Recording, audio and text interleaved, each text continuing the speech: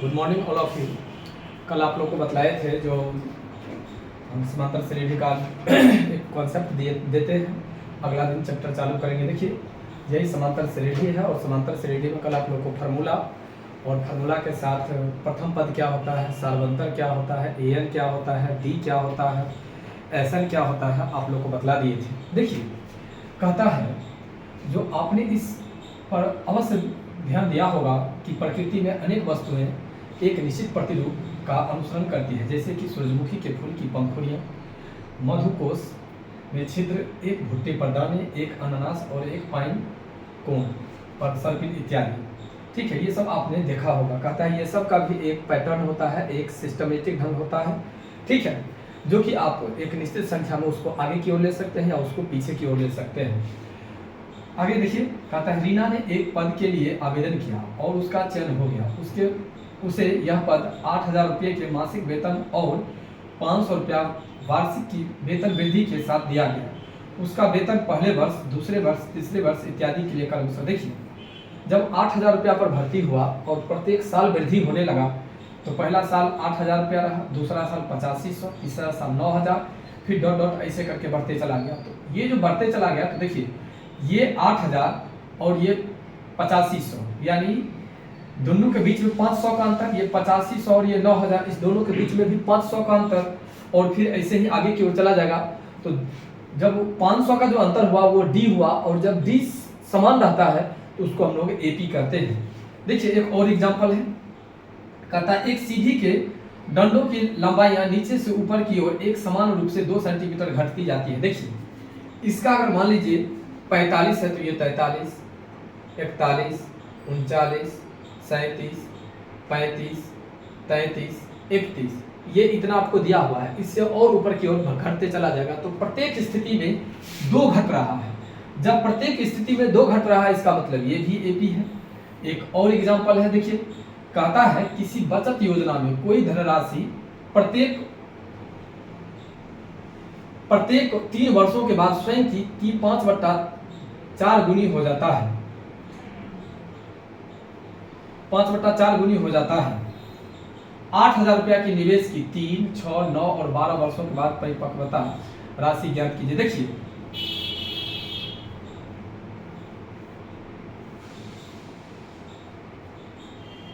तो यहाँ पर जो ज्ञात हो जाता है, तो 3 वर्ष, 6 वर्ष, 9 वर्ष और 12 वर्ष लगातार की संख्या में बढ़ रहा है। तो ये लगातार की संख्या में देखिए 10,000, 12,500, 15,625, ये ठीक है। तो ये सब हमें एपी की ओर इंडिकेट करता है, समांतर श्रेणी की ओर इंडिकेट करता है। उसी प्रकार एक भुजा पर वर्ग बनाया है। देखिए यहाँ पर एक भुजा है, मतलब एक वर्ग है, यहाँ पर बढ़ते क्रम में 2 वर्ग है, यहाँ पर बढ़ते क्रम में 3 वर्ग है। तो ये क्या है, लगातार की संख्या में आगे की ओर जा रहा है। तो ये भी आपको ठीक है हो गया एपी। अब देखिए एपी का एग्जांपल है,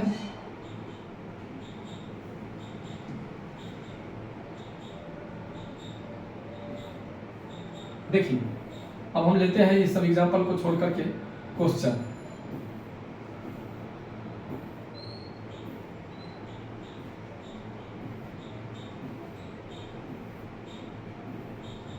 देखिए यहां पे क्वेश्चन चालू होता है 5.1। कहता है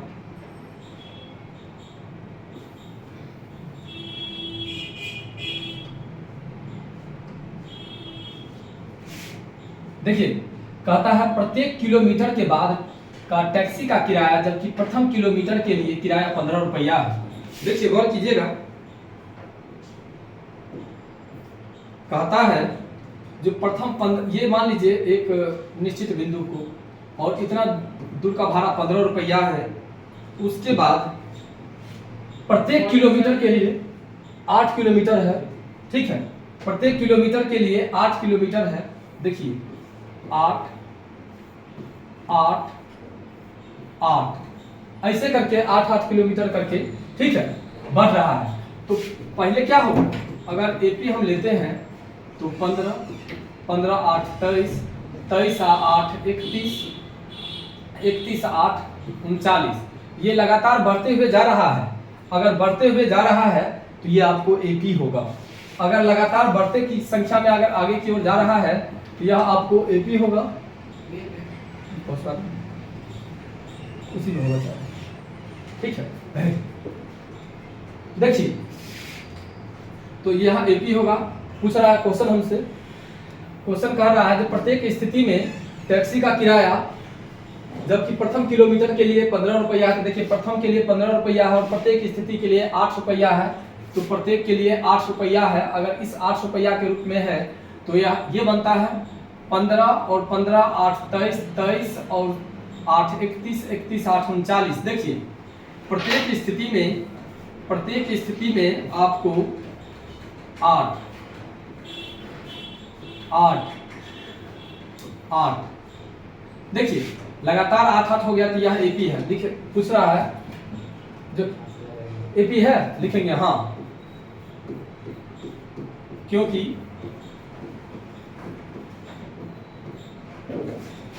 एक निश्चित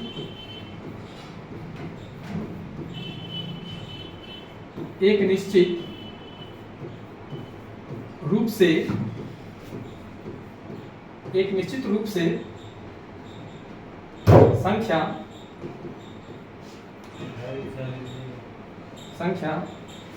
आगे की ओर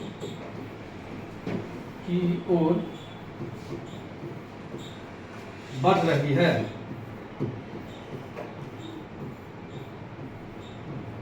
ठीक है, पहला क्वेश्चन हो गया। दूसरा कहता है किसी बेलन में उपस्थित हवा की मात्रा, जबकि वायु निकालने वाला पंप प्रत्येक बार बेलन की शेष हवा का 1/4 भाग निकाल लेता है। देखिए सबसे पहले तो समझिए बेलन में हवा कितना है ये मालूम नहीं है। ठीक है, तो अगर माना कि हम लिख लेते हैं जो x, माना कि x, तो x का 1/4 भाग निकाल लेता है, तो निकाल लिया कितना भाग, x/4 भाग। देखिए तो जब यहाँ पे अगर मान लेते हैं कि बेलन में x हवा उपस्थित है, माना कि x हवा उपस्थित है तो 1/4 निकाल लिया, तो कितना निकाल लिया, अब बचेगा कितना, x - x/4। तो मान लीजिए ये हो जाएगा आपको 3x/4। तो क्या दोनों समान है, पहले तो ये दोनों समान नहीं है। अगर माना कि जो बचता है उससे फिर निकाल लेता है वो 1/4, ये हो जाएगा 3x/16। ये प्रत्येक स्थिति में ये बराबर नहीं है, अर्थात यह एपी नहीं है। ठीक है, लिख देंगे नहीं, यह एपी नहीं है। ठीक है, आगे देखिए, अब हम आप लोग को बतलाते हैं क्वेश्चन नंबर 3। कहता है प्रत्येक मीटर की खुदाई के बाद एक कुआं खोदने में आई लागत, जबकि प्रथम मीटर की खुदाई की लागत 150 रुपया है। देखिए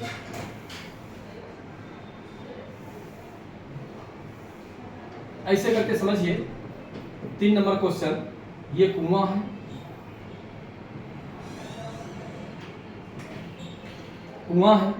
कुआं में कहता है क्या, नीचे से खुदाई की लागत 150 रुपया है। इतना दूर का है वो 150 रुपया है। ठीक है, इतना दूर के लिए 150 रुपया है। उसके बाद जितना मीटर खोदता है ना उतना 50 रुपया बनता है। 50 रुपया 50 रुपया 50 रुपया 50 रुपया, तो ऑटोमेटिक है यह क्या हो जाएगा, एपी बराबर हो जाएगा आपको 150, 200, 250, 300 ... तो यह आपको एपी हो जाएगा, यह एपी है। ठीक है, फिर वही बात जो 1 नंबर में लिखे थे वही बात लिख देंगे। ठीक है, जो क्योंकि लगातार संख्या या क्रमबद्ध तरीके से, अनुबद्ध तरीके से संख्या आगे की ओर जाती है। अब देखिए एक नया पेज ले लेते हैं। कहता है खाते में प्रत्येक वर्ष का मिश्र धन, जबकि 10,000 की राशि 8% की दर से चक्रवृद्धि ब्याज पर जमा की जाती है। तो मान लीजिए पहला का चौथा प्रिंसिपल अमाउंट दिया हुआ है आपको 10,000 रुपये। ठीक है, इंटरेस्ट रेट दिल है 8% और समय दिल है 1 ईयर। ठीक है, तो यहाँ पर अगर हम निकालते हैं तो सिंपल निकाल लीजिए, सिंपल इंटरेस्ट आप वहाँ पर जोड़ लेंगे तो ये हो जाएगा आपको 10,000 गुने 8 गुने 1 बट्टा 100। 2 शून्य से 2 शून्य कट गया, ये हो गया 800। तो लास्ट में ठीक है मिश्रधन जो होगा वो होगा 10,800। अब सेकेंड ईयर के लिए हो जाएगा आपको 10,800 गुने 8 गुने 1 बट्टा 100। देखिए 2 शून्य से 2 शून्य कट गया, 8 ही 8 64 के 4 हाथ में 6 8। अब देखिए गौर करके जो यहाँ पर इंटरेस्ट रेट आया है आपको 800 और यहाँ पर इंटरेस्ट रेट आया आपको 864, क्या दोनों बराबर है? अगर दोनों बराबर नहीं है तो यह एपी नहीं है, यह एपी नहीं है।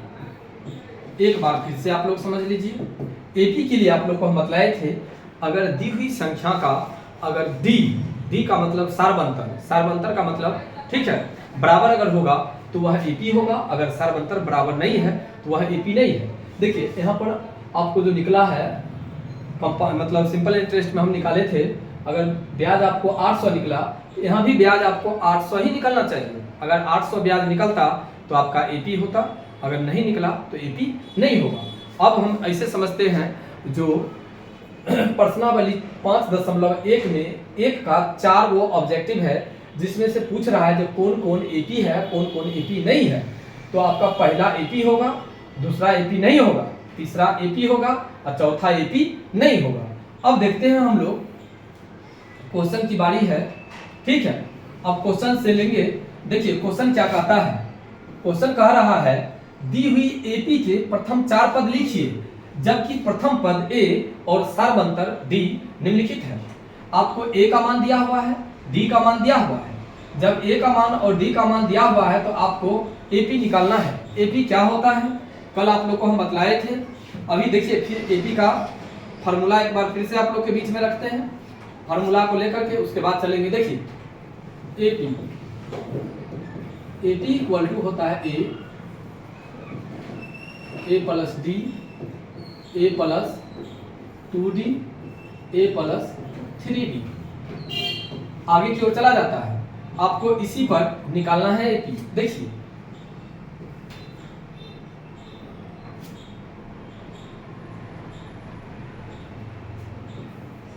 दूसरा का पहला में a इक्वल टू दिया हुआ है 10 और d इक्वल टू दिया हुआ है 10। आपको एपी निकालना है, लिख दीजिए एपी इक्वल टू, फार्मूला पे बैठाते जाइए 10 plus 10 plus 2 into 10 plus 3 into 10। अब देखिए 10 और 10 20, 10 प्लस 20 10 प्लस 30। अब देखिए 10 20 30 40 आपको निकल गया, पहला क्वेश्चन क्लियर है, यही आपका एपी है। देखिए दूसरा में आपको दिया हुआ है a इक्वल टू -2 और d इक्वल टू 0। अब यहाँ पर भी एपी निकालना है, तो एपी निकालने के लिए एपी इक्वल टू फार्मूला ऊपर में लिखा हुआ है, केवल बैठाते चले जाइए -2 plus 0 -2 into 2 into 0 -2 plus 3 into 0। देखिए -2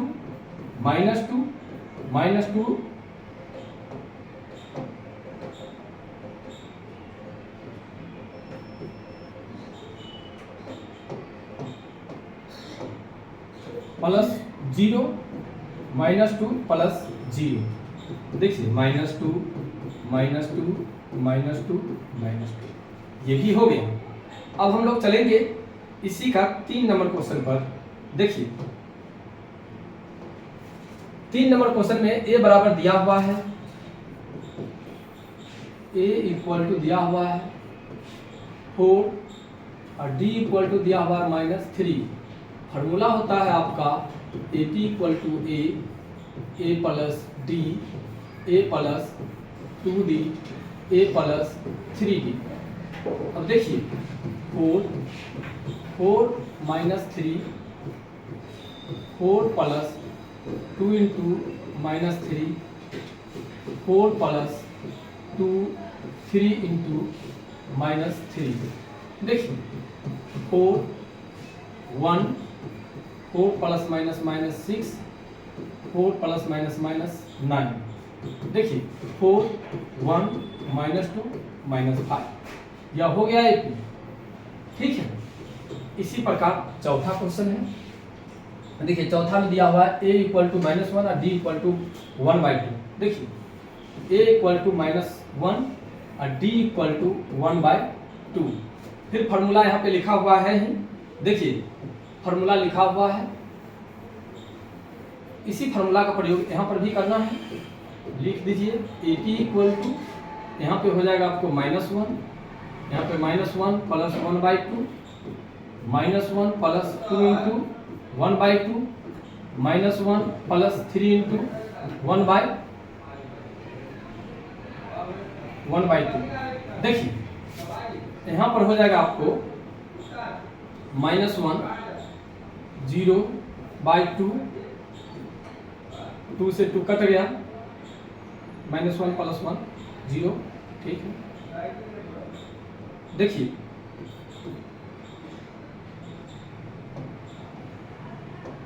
ये हो जाएगा -2 और प्लस 1, उसके बाद यहाँ पर हो जाएगा 0। देखिए -1 -1/2 0, और ये हो जाएगा आपको 2 -2 प्लस 3, ये हो जाएगा आपको -1 -1/2 0, ये हो जाएगा 1/2। आपका AP ये भी हो गया। AP के बाद एक और क्वेश्चन है 5 नंबर क्वेश्चन। देखिए 5 नंबर क्वेश्चन कहता है A का वैल्यू दिया हुआ है और D का भी वैल्यू दिया हुआ है। A का वैल्यू दिया हुआ है -1.25 और D का वैल्यू दिया हुआ है -0.25। फॉर्मूला एक बार फिर से यहाँ पर लिख देते हैं।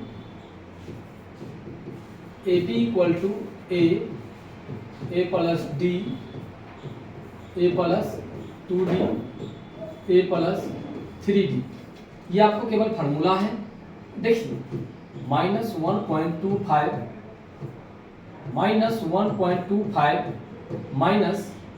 -0.25 उसके बाद -1.25 प्लस 2 इंटू -0.25, इतना ही लेकर के चलिए, इतना में आ ये जाएगा।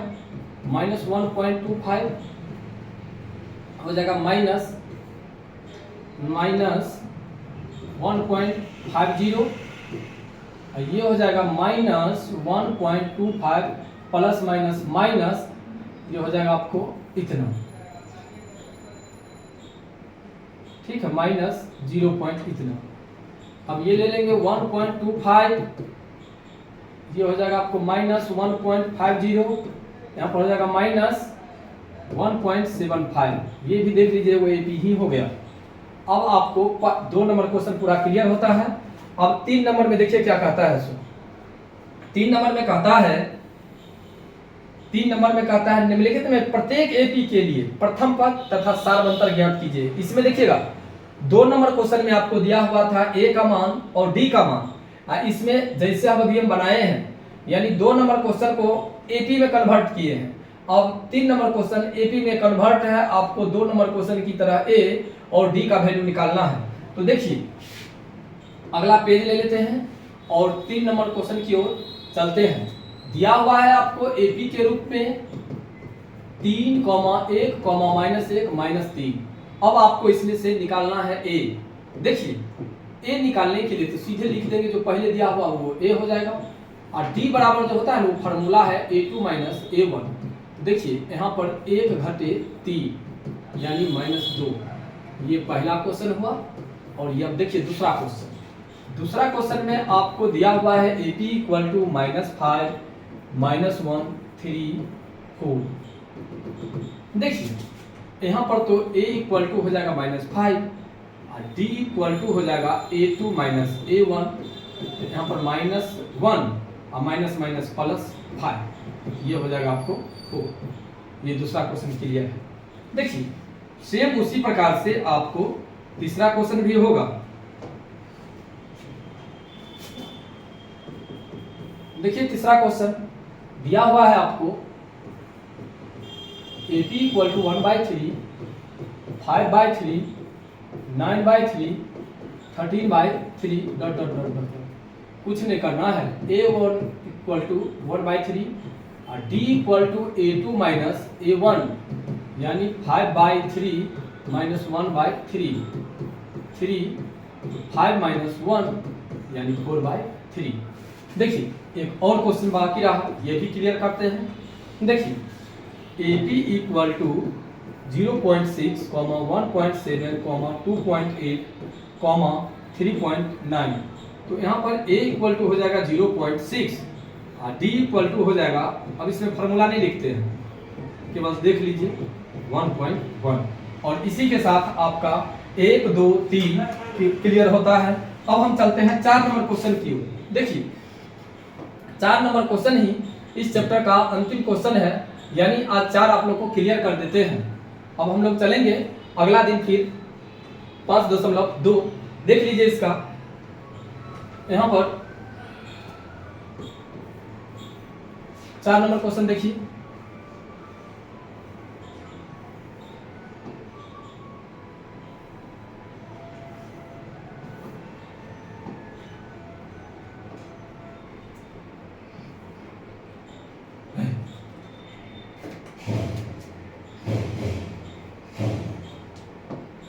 कौन एपी है? यदि कोई एपी है तो उसका सारवंतर ज्ञात कीजिए और इसके 3 और पद ज्ञात कीजिए। अब यहां पर से थोड़ा देखिएगा क्वेश्चन को, ठीक है। क्वेश्चन आपको दिया हुआ है, पहले एपी लिखेंगे नहीं, पहले केवल लिखेंगे 2, 4, 8, 16। देखिए लिखेंगे D1 equal to A2 minus A1, 4 minus 2 यानी 2। D2 इक्वल टू लिखेंगे, ठीक है, A3 माइनस A2, यहाँ पर लिखेंगे 8 माइनस 4 यानी 4। देखिए यहाँ पे D1 में आया आपको 2 और D2 में आया 4, दोनों समान नहीं है, यह AP नहीं है। लिखेंगे यह AP नहीं है। जब AP नहीं है तो इसमें आगे की प्रक्रिया नहीं होगी। देखिए ये पहला क्लियर हुआ है। अब देखिए आप लोग को दूसरा बतलाते हैं, दूसरा बतला रहे हैं इसी का। देखिए दूसरा दिया हुआ है 2, 5/2, 3, 7/2। देखिए पहले तो आपको बतला दें, जो इसको आसान क्वेश्चन को आसान बनाने के लिए हम ऐसे बना लेते हैं 2, 2.5, 3, 3.5। तो यहाँ पर समझ लीजिए D1 equal to A2 minus A1, 2.5 minus 2 यानी 0.5। D2 इक्वल टू 3 माइनस 2.5 यानी 0.5। अब देखिए यहाँ भी 0.5, यहाँ भी 0.5, तो ये हो जाएगा यह AP है। अब कुछ क्वेश्चन में और कह रहा है सारवंतर ज्ञात कीजिए और इसके 3 पद ज्ञात कीजिए। देखिए तो सबसे पहले तो हम सारवंतर ज्ञात कर दिए 0.5, कहता 3 गो और पद निकालने के लिए, 3 पद निकालने के लिए कहता है। तो देखिए ये दिल है A1, A2, A3, A4 दिया हुआ है, हमें निकालना है A5। अगर A5 निकालना है तो इसके लिए थोड़ा कॉन्सेप्ट को आप लोग समझिए, कॉन्सेप्ट को समझिए। लिख सकते हैं A plus D, A plus 3D, A plus 4D, A plus 2D, A plus 3D, यानी चौथा के लिए 3, तो पांचवा के लिए क्या निकालना होगा? पांचवा के लिए हो सकता है A प्लस 4D। देखिए A का वैल्यू तो आपको दिल्ले है 2, 4 गुने डी का वैल्यू है आपको 0.5, हो जाएगा 2 जोड़ 2, यानी ये हो जाएगा 4। 3 को पद कहता है ज्ञात करने के लिए, ठीक है। 3 को पद कहता है ज्ञात करने के लिए, पांचवा लिखेंगे छठा पद। छठा पद आपको हो जाएगा, छठा पद हो जाएगा आपको a प्लस 5d। जितना पद कहेगा ना उससे एक कम करके लीजिएगा, आसानी से हो जाएगा, ठीक है। देखिए यहाँ पर छठा पद कहता है तो a में तो 2 दिल्ले है, 5 इंटू 0.5, 2 प्लस 2.5, यानी ये हो जाएगा 4.5। सातवां 3 को पद आगे निकालना है तो ये हो जाएगा a प्लस 6d, ये हो जाएगा 2 प्लस 3 इंटू 0.5, 2 प्लस कितना हो जाएगा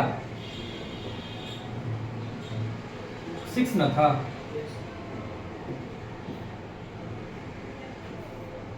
तीन 2 5। देखिए निकल गया। सबसे पहले एक बार फिर से कॉन्सेप्ट समझ लीजिए, एक बार फिर से समझ लीजिए आप लोग। कहता है निम्नलिखित में कौन कौन एपी है, तो सबसे पहले तो एपी चूज करना है। देखिए एक आपको पहले वाला क्वेश्चन में हम बतला दिए हैं, जो 2 4 8 16 दिया हुआ था तो निकाले D1 निकाले तो पहले देखिए ये निकल करके आया 2, फिर D2 निकाले तो इसमें निकल करके आया 4। आपको पहले ही बतलाया गया है जो एपी वही होगा जहां पर D1 का वैल्यू और D2 का वैल्यू अगर इक्वल होगा यानी समान होगा तब एपी होगा। तो इसमें समान नहीं है अर्थात यह एपी नहीं है।